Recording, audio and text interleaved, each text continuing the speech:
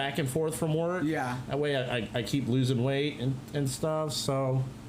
Well, I think it's a godsend that they told you couldn't park it here. Yeah, I'm having some problems with my fucking owner of the building and my landlord. They're telling me that I can't park it in front of my building. I tried putting it in my apartment. That was my suggestion. I have no porch and I have no patio.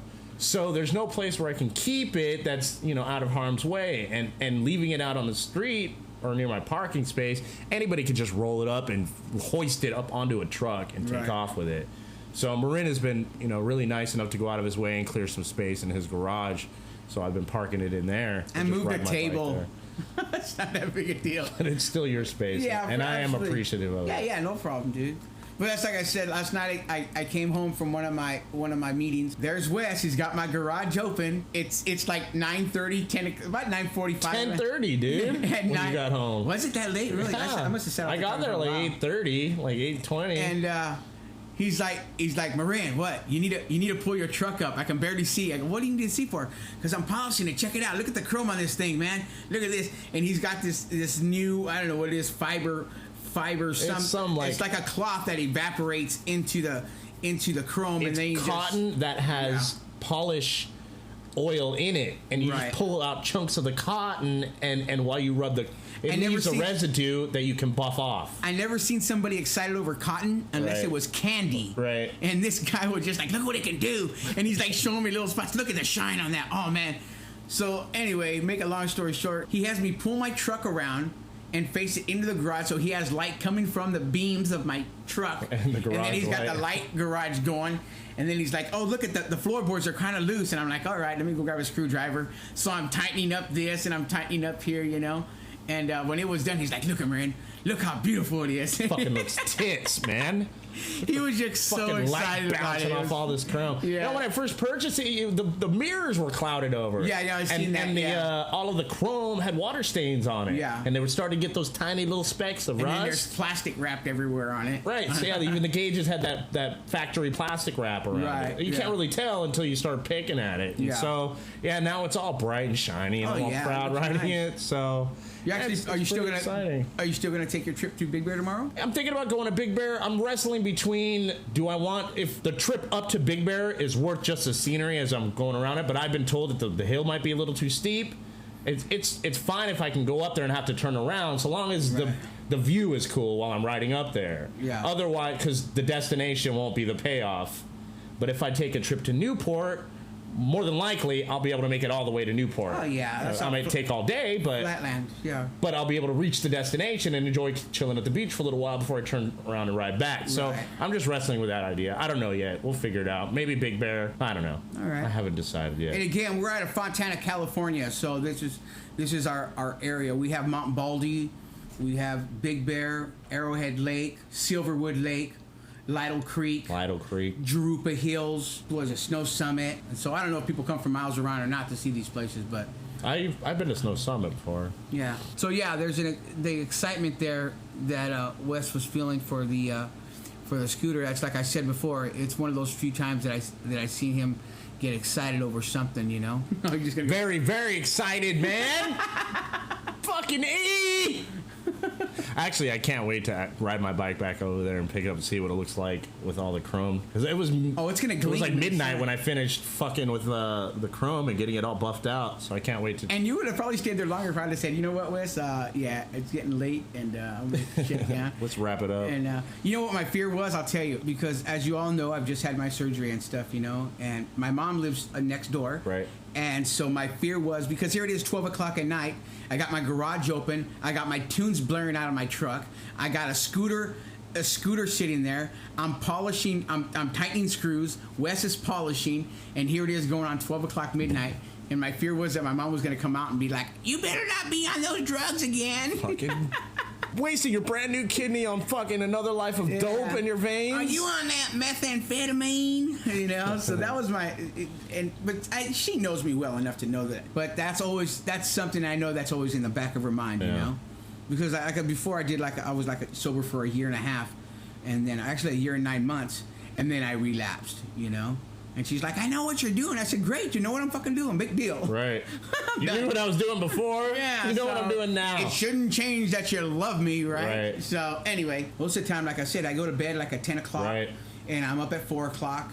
You know, and now this was one of the funniest things. I seen the look in your face, dude, like you were annoyed at what I said. I go, yeah, I slept in. I kind of slept in till 6. And you're like, shut up. You're like, no, sleeping late is like 11 o'clock. Yeah, that's not fucking sleeping in. And I'm dude. like, nah. I said, nah, I can't. Do not fly in the face of laziness by saying sleeping in is 6 a.m. And in Sink or Swim Studios, sitting with us is Marin Flores Sr. Have you ever been interrogated? Yeah. What was that like? Okay, when and where were you born? Corpus Christi. What kind of community is that? Is that like a Mexican community? It was like a barrio. Horses? Well, back then there was carriage. Carriages? Really? No? It was 1946. Is it a rural or urban town or? Yeah. All right, name of your mom and dad? My mom's name was Malda, and my dad was Pedro. That's where I got my middle name till it was changed to Piccolo Pete. Due to the fact that I was a Southland lady killer. Killed the ladies with your Piccolo Pete? Is that how you got the handle? Mainly, yeah. But I used to reel them in with my looks. I used to look like Tony Curtis. Now who do you look like? Myself. I look like my dad. How many brothers and sisters? I had 7. Wow.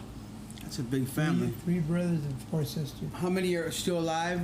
Well, my 4 sisters are still alive, but I'm the only one left about my 4 brothers. What was it like growing up?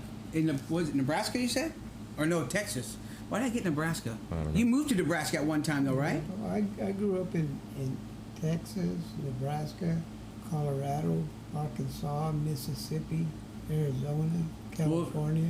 And at the state expense, I've traveled the United States. It sounds like a lifestyle for a traveling salesman. What was your occupation? What brought you into all those different areas? Necessity. Necessity? Necessity for money? Money. Women? Escape? I like the way you put that. Escape from reality. I can relate to that. So when all this traveling you were doing, were you doing it when you were younger, older, or? I'm still traveling. Again, what was it like growing up, like traveling from place to place? You had the whole family with you. What was that like? Well, my dad had some Chevys, Mercury, pickup trucks. What? My dad was mainly we traveled almost cross country because my dad was a truck driver, and he also did a lot of heavy equipment operated. So you guys would just travel where he would go. Did you ever have like a stable? Did you ever stay in a place more than, let's say, 6 months? No. So your schooling, did you go to school, or was you homeschooled, or? I went to a regular school. It was the schools were like the schools at Little House on the Prairie.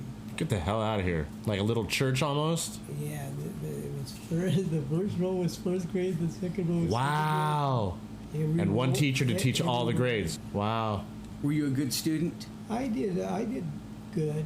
I almost went to I needed 3 weeks to be a junior, but I saw this car that I liked, and I took it from the parking lot. That kind of limits the amount of dating you can do because you pretty much have just a few people on your bench to fuck around with, right? Yeah, but that was just in Nebraska and Texas. Okay. Out here in How old were you? well, we lived in Nebraska when I was 9. Okay. What were you doing at 16? At 16, that's when I dropped out of school. My mom threw my ass out. So I went to Fresno. On your own? Yeah, Hitchhiked? Drove? Or? I took a bus. And that's where I think my first son was born, In a bus? in Fresno. You're an idiot. Yeah. In the backseat of a bus. There's a song that says that I was born in the backseat of a Greyhound bus. There's a song about that. So, at 16, you take off to Fresno. When did you discover your love for cars? When I was like 16, because the mechanics, they charge you too much to do anything. Right. You got experience from working on others, or you had your own car at that time? Yeah. What was your car? A 54 Ford. Really? That was your first car, 54 Ford? How much was gas back then? You're not going to believe this, but we used to pay 17 and 19 cents a gallon. Wow. Holy shit. So you must have met your first wife in Fresno, I take it.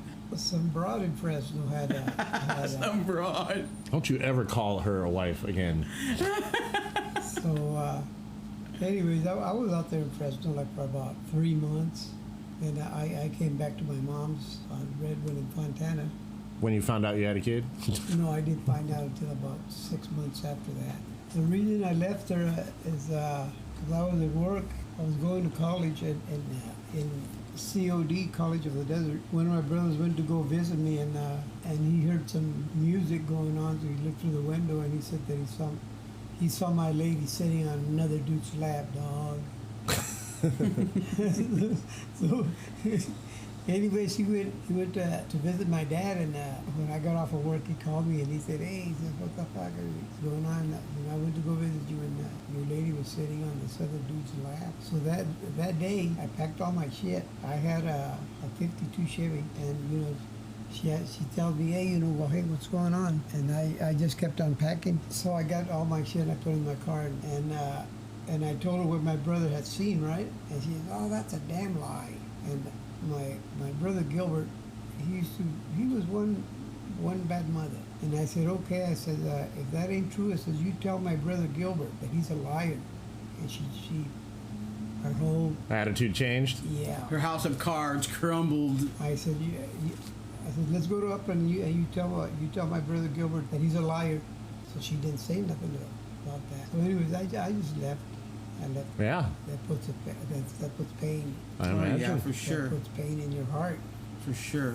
So anyways, I left because I'm one of those guys, that if I throw some shoes away, I ain't gonna go back and pick it up. You're working at this time? Yeah.